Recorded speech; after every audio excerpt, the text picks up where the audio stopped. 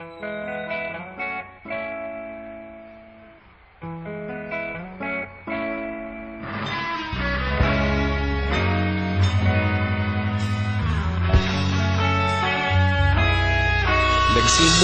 ang lahat sa eskwela, nagsama-samang 12, sa kalokohan at sa tuksuhan, hindi maawat sa isa't isa.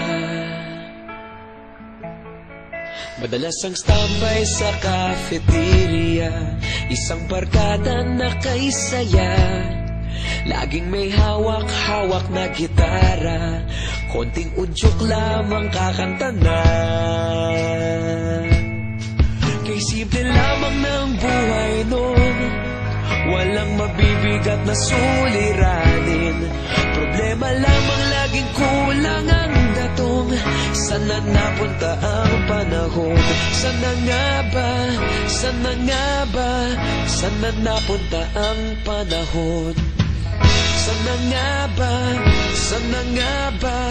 Sana napunta ang panahon? Sa unang ligaw kayo'y magkasama, magkasabwat sa pambobola, walang sikreto kayong tinatago, okay sarap ng samahang barkada. Nagkawatakan na sa kolehiyo, kanya-kanya na ang lakaran, kahit minsana na lang kung magkita, pagkakaibigay hindi nawala. At kung saan na napadpad ang ilan, sa dating eskwela meron ding naiwan, meron pa ng mga ilang nawala na lang, nakakamiss ang dating samahan. Sana nga ba? Sana nga ba? Sana nga bang barkada ngayon? Sana nga ba? Sana nga ba? Sana nga bang barkada ngayon?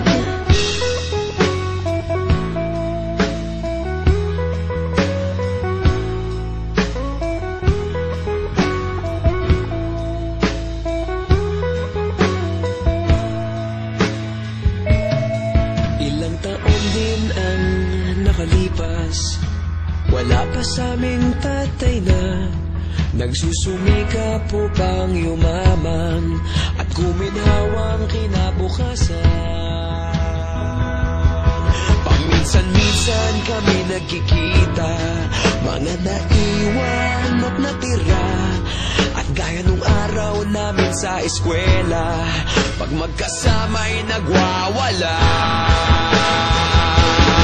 Napakahirap malimutan ang saya ng aming samahan, kahit lumipas ng ilang taon, magkabarkada pa rin ngayon. Magkaibigan, magkaibigan, magkaibigan pa rin